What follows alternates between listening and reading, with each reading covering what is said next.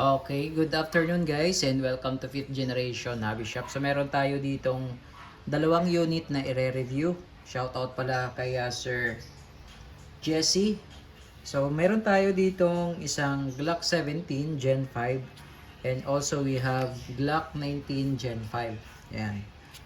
So parehas po silang WE airsoft pistol. So itong unit na to ay may kasama ng bala 0.23 grams 4,000 shots yan. At ito naman yung kanyang gas. Yan, standard power yan, green gas. Pop Dyno. At ito naman yung silicone oil for maintenance para sa mga valve, o-ring. Yan. So ito, Glock 17 Gen 5. Ito yung standard size. Then ito naman yung Glock 19 Gen 5 also. Yan, ito yung compact. Yan. So, compare natin yung dalawa. Yan. So, mas mahaba si Glock 17, mas shorter yung slide ni Glock 19. Pagdating naman sa grip, mas maiksi din si Glock 19. So, si Glock 17 ang standard size. Si Glock 19, ito yung compact. Yan, compact size. Sa design, halos parehas lang. Yung sight nila, parehas lang din.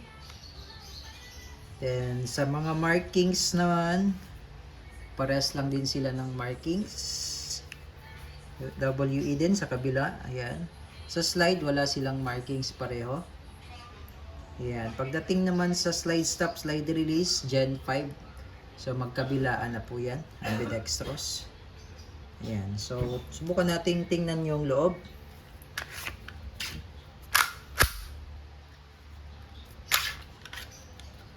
Sa Glock 17. Pagdating naman sa magazine pala, mas maiksi ang magazine. Of course, mas maiksi ang magazine ng Glock 19. Ayan.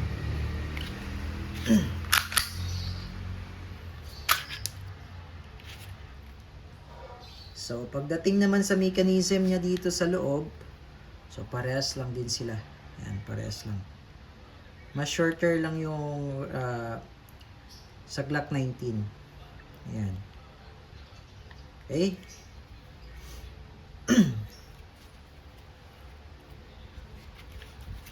So, ibabalik lang natin.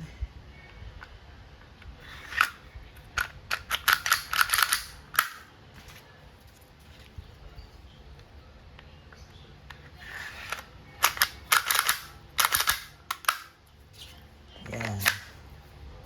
Okay, so mamaya ite-testing natin. I-compare din natin kung may pagkakaiba sa EPS nila. Okay? Alin yung mas mataas yung EPS. And si Glock 19 medyo nagustuhan ko sa kanya kasi medyo maliit lang yung kamay ko. Saktong-sakto lang yan sa kamay. Nalalakihan kasi ako sa Glock 17. Ayan. So sa mga malaki ang kamay, bagay na bagay itong Glock 17. Yan, Gen 5. Yan, sa mga malaki ang kamay. Yan. So ito pala, out of the box, may kasama siyang sa Glock 19, may kasama siyang backstrap, dalawang backstrap yan, tapos dalawang pin. Yan, para dun sa backstrap. So sa Glock 17 naman, so ganun din, meron din siyang backstrap na kasama, dalawang backstrap yan, tsaka yung pin. Ayan, so parehas lang.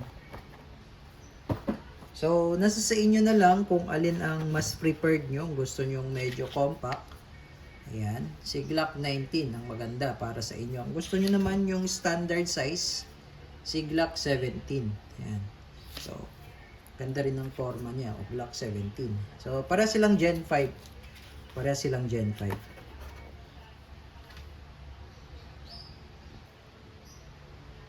So, ayan. So, ngayon maglalagay tayo ng bala at gas. So, titingnan natin kung ilang EPS itong dalawa.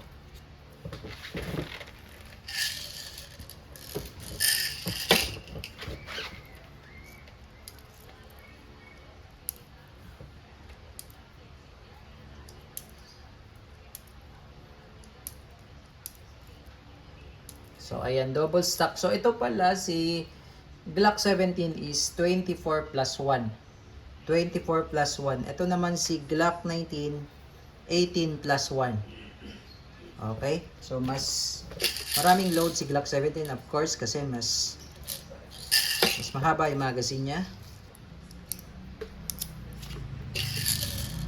Pero sa mga gusto ng compact lang, maganda rin si Glock 19.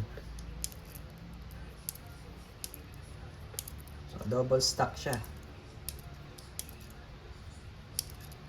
Yan. So, itong Glock na to, parehas Glock 17 and Glock 19.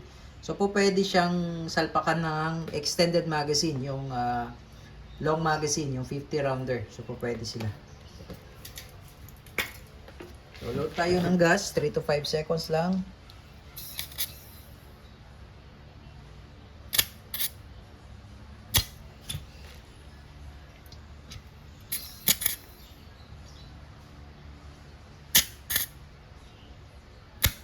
Okay. So, ngayon, chronograph testing natin. Titingnan natin kung ilang EPS itong dalawa na to.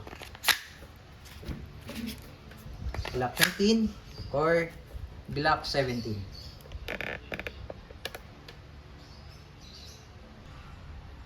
Okay, so chronograph testing. So, unahin natin si Glock 17 Gen 5.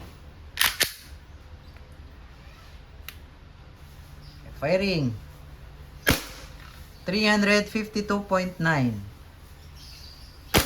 345.3, 339.4. So, pumalo siya ng 352. Okay, ito naman si Glock 19.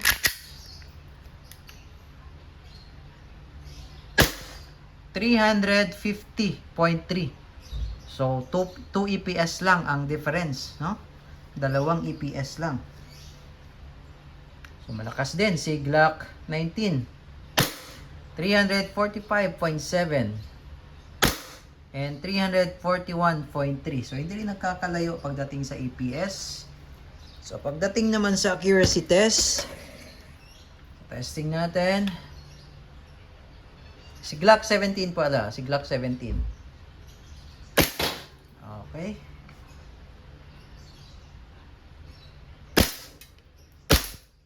Okay. So, pagdating naman kay Glock 19, so, tingnan natin.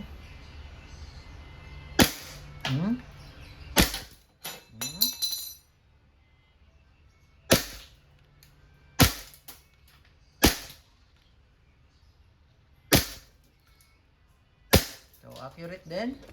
And nag-lock na siya, nag-open slide. So, ubusin lang natin yung bala ni Glock 17.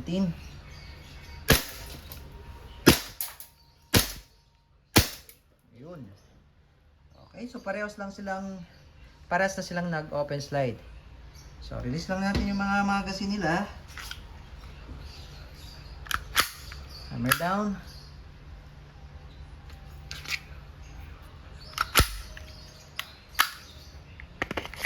Okay. So, alin ba ang mas preferred nyo? Si Glock 17 or si Glock 19? Ayan. So, lahat sila parehas WE Airsoft Pistol Gas Blowback.